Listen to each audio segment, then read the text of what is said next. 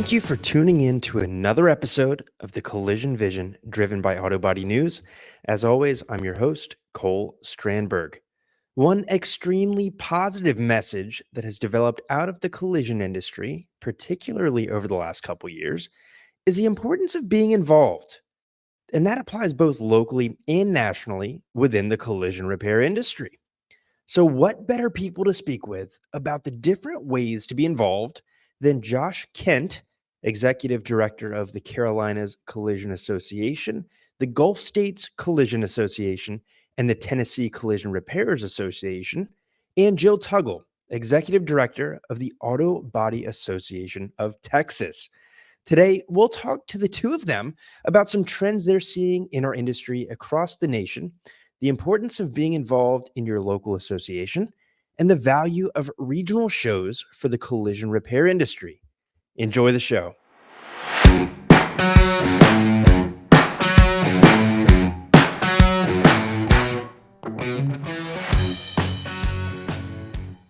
Jill Tuggle and Josh Kent, thank you both so much for joining us here on the Collision Vision.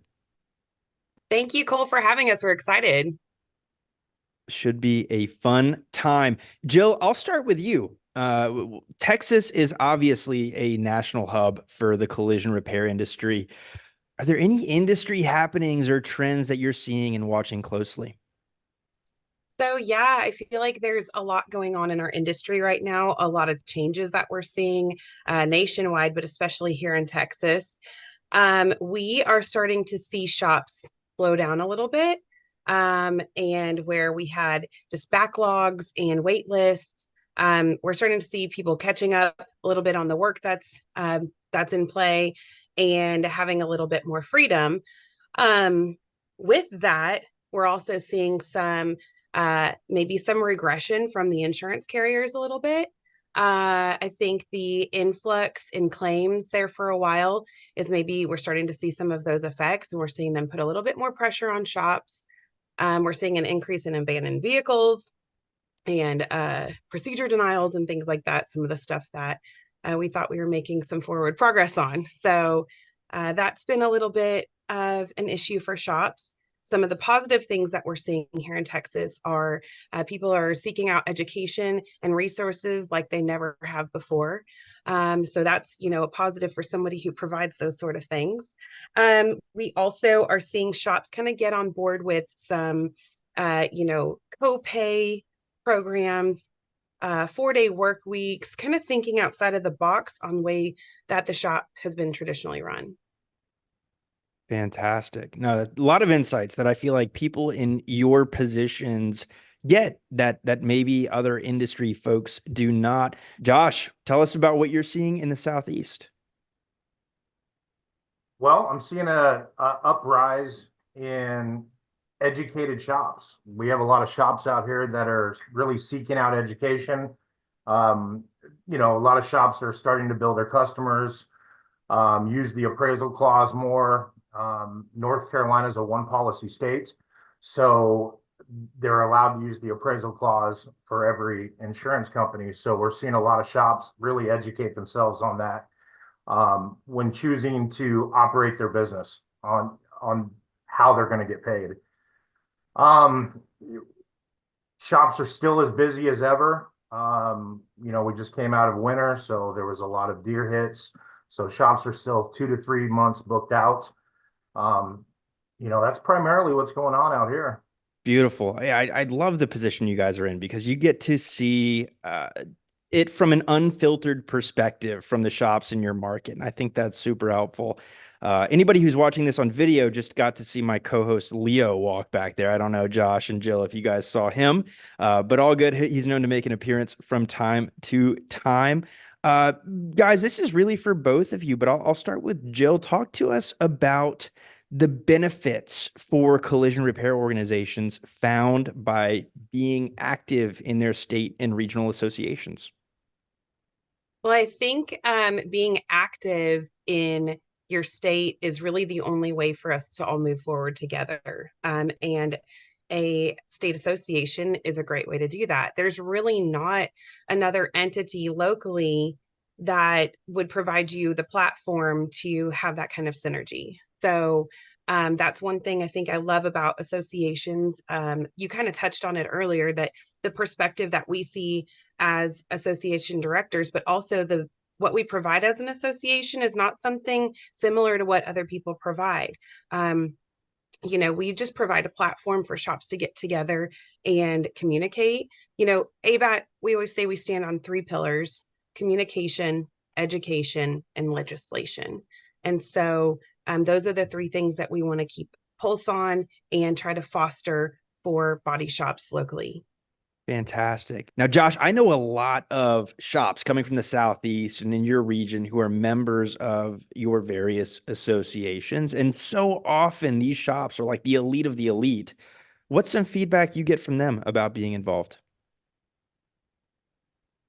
Just the projects that we're involved with as a state association. Right now, we just released the Tool Grant Scholarship Program. So the shops are seeing a lot of benefit with that because they're starting to get to know their local schools more, whereas they weren't before. Now they're jumping on advisory boards and things like that. So getting a lot of feedback from the shops on that.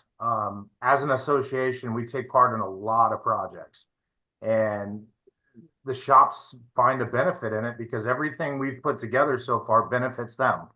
Whether it's videos, educational videos that we've made for the consumer, um, educational videos, the trade school. We're getting involved with some legal stuff. In South Carolina, we've got a legal committee put together. So we're starting to work with another organization on some legislative issues. Um, and just the education itself, we stay very active as an association. So the benefits are huge. In my opinion, every shop should be a part of their local state association, but unfortunately, it's just not the way it works.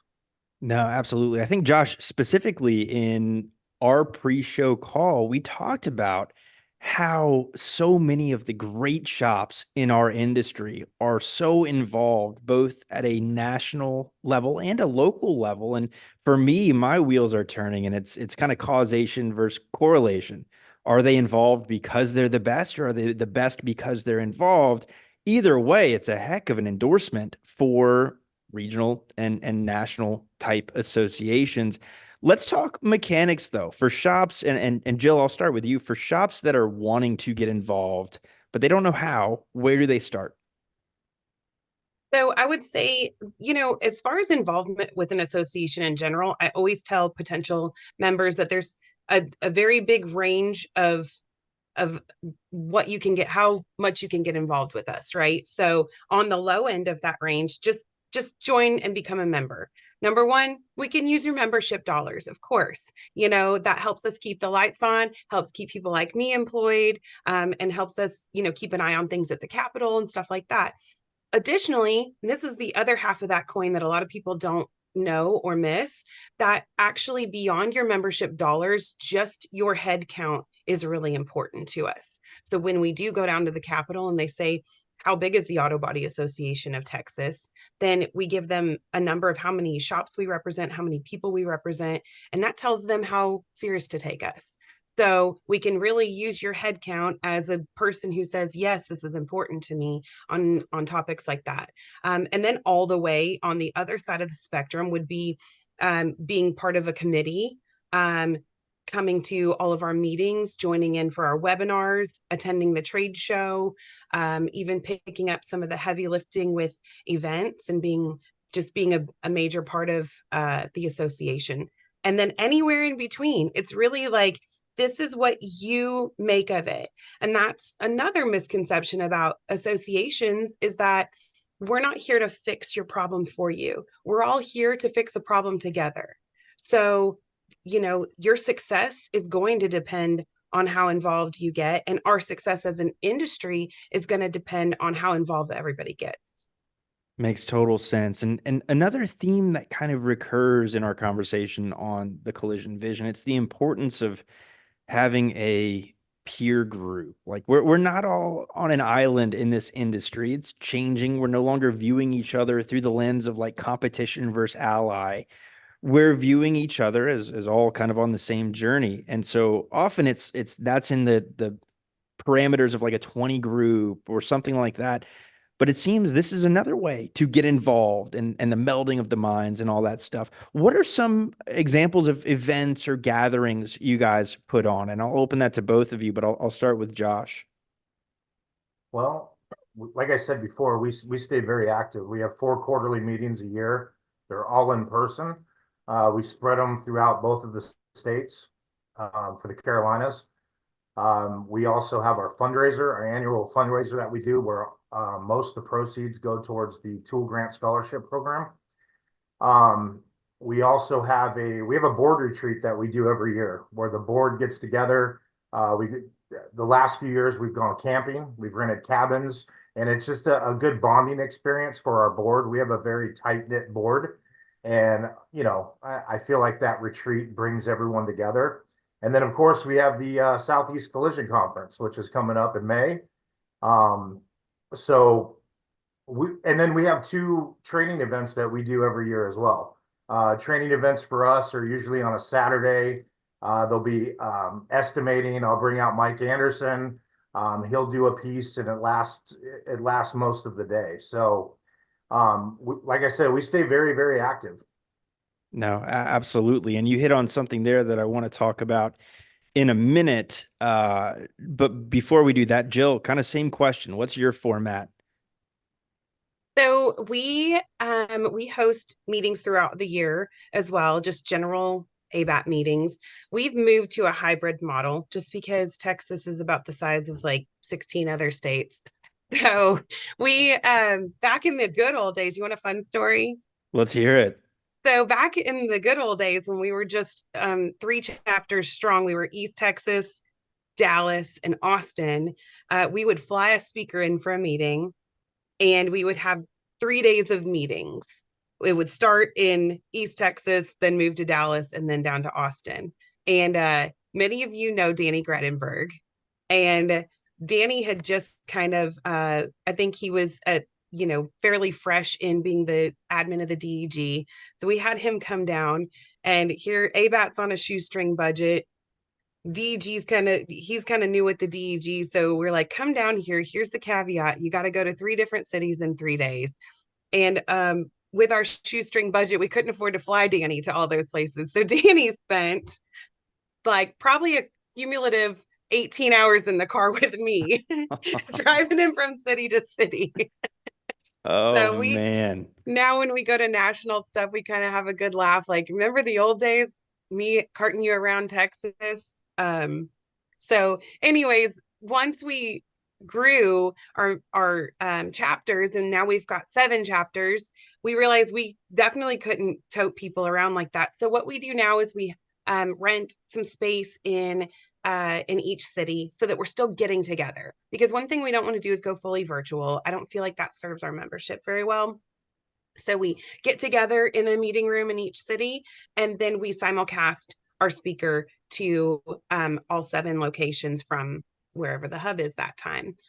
So we're kind of getting we're all getting the same message. We're getting together, and it's served us pretty well. It's kind of a big undertaking and gets a little expensive renting rooms in all of these cities. So we don't have them as often as we did in the beginning, but we also do webinars. So sometimes we'll go through like a webinar series. We just finished one up at the end of last year. We did a 3-series webinar, and then we did one earlier in the year called Fresh Perspectives. And then we also try to sprinkle in regional events. And those are more like the fundraising event and something that's a little bit more fun and relaxed and not so heavy on the education side of things and the business side of things. In Houston, we do a Top Golf tournament. In Dallas, just last Thursday, we finished up our skeet shoot. And we've got a gala that we do in San Antonio. And we've got a women's event. That's kind of a secret still. We've got a women's event planned for Lubbock. Stay tuned on that. And then we also have our big Texas Auto Body trade show. And that's kind of our big event for the year. And I want to dive right into that. You both gave me great segues to talk about the trade shows. You both run some big ones. Jill, tell us about yours. It's probably the thing that I'm the most proud of that we do throughout the year. So it's July 12th and 13th. It's a 2-day event. We've got education. I think we have 20 classes to choose from. You can get an all ride path or just do an individual class. We cover topics that kind of span the entire body shop industry. We'll be talking about marketing, AI. We've got repair planning. We have disassembly, 100% disassembly classes. We're going to be talking about some of the laws or lack thereof here in Texas that surround the collision repair processes. Yeah, just all kinds of fun stuff. You got to get on our website, check it out. Registration is going to be opening at the 1st of April, and you'll be able to see all the different offerings we have for education.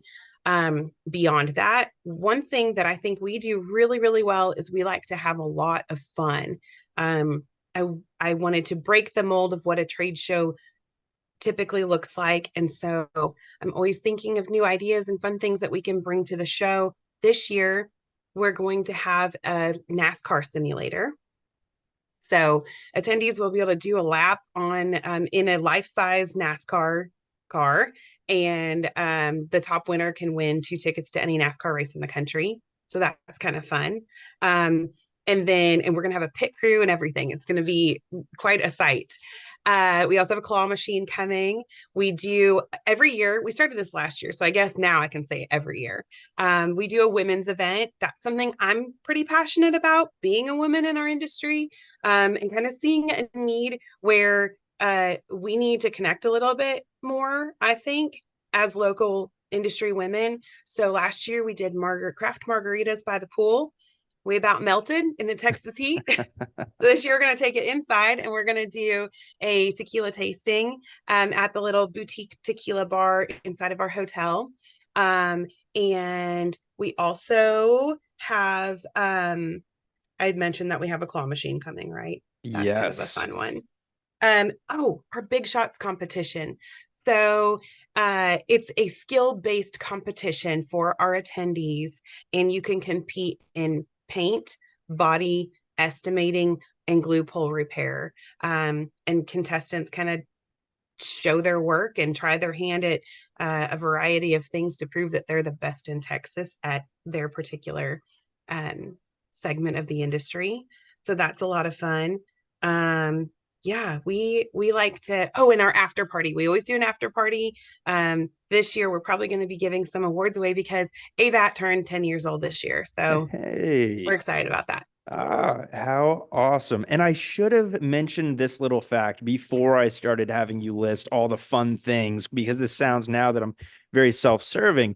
I have not had the pleasure of attending the ABAT show yet, but I will be coming this year. And it's not just because the NASCAR simulator, the claw machine. It's definitely not because the tequila tasting, because I'm not invited to that one, though it sounds awesome. But I can't vouch personally for the quality of your show, but everyone who's attended in my network really, really thinks and speaks highly of it. So highly recommend anybody in that region. Please do check that out. On the other hand, Josh, I have been to your show on multiple times. I can personally vouch of the quality and fun and education and entertainment. Talk to us about when that's coming up, what that's going to entail as well this year. Well, we are not going to have a NASCAR at our event. That sounds so. Jill comes up with she just keeps blowing the industry up with all these crazy, awesome ideas. And crazy too. It's okay. It's hard to keep up with her. And trust me, there isn't a conference in the country, minus SEMA, that doesn't try to keep up with Jill and ABAT. So we've got think tanks just to think about this stuff to try to better ours because of her. So awesome. I want to start with that. So the Southeast Collision Conference is May 16th through the 18th. It's a 2-day trade show. The Southeast Collision Conference, we are partnered with the Washington Metropolitan Auto Body Association. So it's a joint combined effort. They teamed with us last year. Last year was our first one that was, together. Before that, we had 2 previous ones that we did by ourselves. Since bringing in Wamba and Jordan Hendler, we've been able to elevate our event. This year we will have, of course, the educational classes. We will have the trade show floor. We're not going to be doing any skills challenges or anything like that. We will have some interactive live demonstrations from some of our vendors out on the floor itself. That's really all the activities that we have going on so far. We do a bunch of raffle giveaways. That's one thing that I think we do a really good job on, is to, some people may call it bribery, and that's okay. I think it's important that they go to every vendor within the ones that they normally would not go to, they go to. So our sponsors and vendors get to, see many faces at the show, because let's face it, people like free stuff. The more stuff you can give away to people, the better, right? But they find themselves going to the classes as well, and maybe doing things that they wouldn't normally do, and throughout the year. So to me, it's just a great environment to bring everybody from the industry together. So that's a major plus for us. Now, to kick it all off, we do an award show ceremony. This is something that I kind of came up with a few years back. I went to one of the award shows at SEMA, and this is what gave me the idea. So we do above and beyond awards, where we try to honor everybody within a collision shop. So from the manager to the repair planner to the refinisher, to all the way down to the detailer. We have our shops nominate their employees. We choose the winners. They get a nice glass award and a gift card, so that they can take their significant other out to dinner or whatever they want to spend it on. So that's something that's really big for us, is the award show, where we I give an award out for North Carolina Shop of the Year, South Carolina Shop of the Year. And this year, since it's our first time doing the Tool Grant Scholarship Program, we're going to announce the 8 winners at our dinner as well. So we're super excited.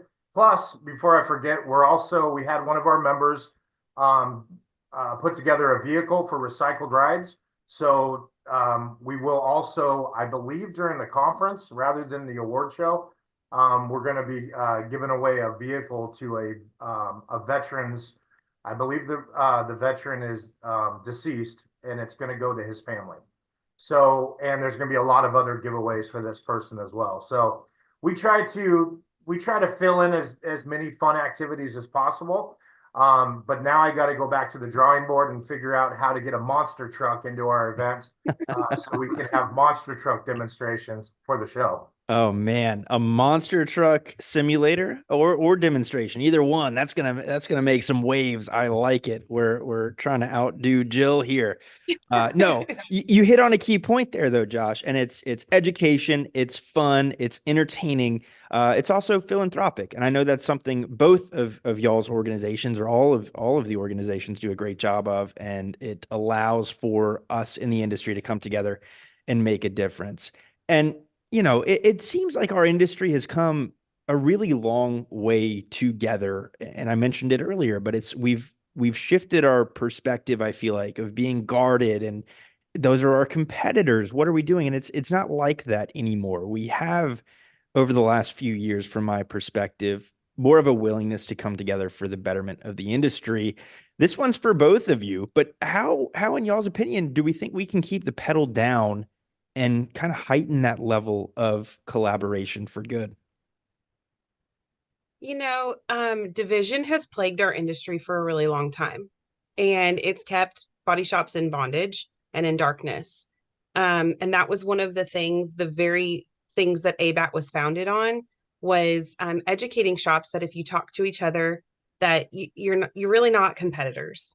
There's enough business out there for all of us, and that you're not colluding by just talking to one another. So we've been kept on kind of these islands, out of fear that we were going to break a law or lose business. And now shops are starting to see that that's just not the case. And so I think the way for us to keep moving forward is to keep up that synergy. And so I would encourage every body shop to lean into organizations and companies who encourage and foster that type of synergy and collaboration, not ones who encourage division in our industry. Absolutely. Summed it up beautifully. Josh, anything to add there? Not leaving much. Not really. No, it's fan. Let me shift gears and ask a question for both of you. And Josh, I'll throw this one to you, and I'll give you first shot at answering this because Jill keeps being very thorough, awesomely in her answers. But from an individual perspective, how does collaboration benefit the shop? Well, to me, it's a no-brainer, right? It's most shops don't seek out education on their own unless it's through their paint company or somebody like that, right? So I visit a lot of shops every month. I take pride in visiting shops because I think being boots on the ground is very important. And I talk to many of these shops, and these shops are not getting education from anywhere. So to me, to be able to come together, not only are you getting to see some of the industry's best with regards to being educated, right? But you're also getting the opportunity to be with other people who have the same issues you do, or used to have the same issues as you do. They've just learned how to overcome them, right? So it's not a surprise that there's a major division in this industry. With regards to just about everything, even though there's repair procedures that tell you how to fix a vehicle, right? But there's so many differences in this industry that I think when people show up to our meetings or our conferences, it's that little light above their head, the clouds part, because they start to realize, wow, there's more people with the same stuff, or there is a way to overcome this stuff. And half the time it's going to be they're going to get a headache from bringing in so much information. But once it starts to work for them, then it's a no-brainer. They got to be involved in the things that we offer them. Well put. Well put. Jill, tough act to follow on that one. Anything to add kind of on the selfish piece of this conversation? What's in it for shops? The more you know, the more you know, the better you are. So I think knowledge is absolutely power, especially in an industry that's changing as quickly as ours is. The technology that's coming out on these new vehicles. I mean, gosh, just look outside and what was once exciting to be like, ooh, there's a Tesla. Now we're seeing Cybertrucks and all sorts of things. Just yesterday, my husband was like, is that an electric Volkswagen? I'm like, yeah, like they're hitting the streets. It's everywhere now. So I think that being a part of something and getting the education that's provided through your association and other resources is going to provide you with the knowledge to move forward in a safe and profitable way. Well put, both of you. Guys, it's been a great conversation. Typically, I would wrap up each show with 3 key takeaways. There's a couple complicating factors there. One, there's 2 guests, tricky to figure out who's taken what. 2, I think there's more than 3 key takeaways. So I'm going to go ahead and give 2 key takeaways of my own. Number 1, get involved in your state and local organizations. It's good for your business. It's good for the industry. It's good for the community. It's all good. Just do it. Number 2, be sure to attend both the ABAT show and the Southeast Collision Conference. I'll be there this year. They're both phenomenal shows and only going to take good takeaways from each of those. Now, for individuals and shops who want to attend the trade shows, get involved with your respective organizations, where can they get in touch and get some more information? Well, we're on all social media platforms under Carolina's Collision Association. You can go to our website for the collision conference at southeastcollisionconference.com. If you want to learn more about the Carolinas Collision Association, just that, go to www.carolinascollisionassociation.com. Beautiful. Jill, how about you? So we are on most social media platforms at ABAT or abat.us. Also our website, www.abat.us. You can also get in touch with me directly, jill@abat.us via email. And then you can also, on our website, you can join our mailing list. That's a great place to get updates. And then also subscribe to our magazine, Texas Automotive. Fantastic. Well, Jill Tuggle, Josh Kent, thank you both so much for your time. Thank you both for everything you do for the industry. And thank you for coming on the Collision Vision. Thanks for having me. Thanks again to Jill Tuggle and Josh Kent for an awesome conversation today. The benefits of getting involved, both for the good of the industry and for the good of your company individually, can't be overstated. The best of the best in our industry are frequently super involved. You see them everywhere. Are they great at what they do because they're involved? Or are they involved because they're great? Either way, you should probably be getting involved. That's all for today's show. If you enjoyed it, please be sure to hit that follow button and give us a share with your network. On behalf of the Auto Body News team and myself, thank you for coming along for the ride.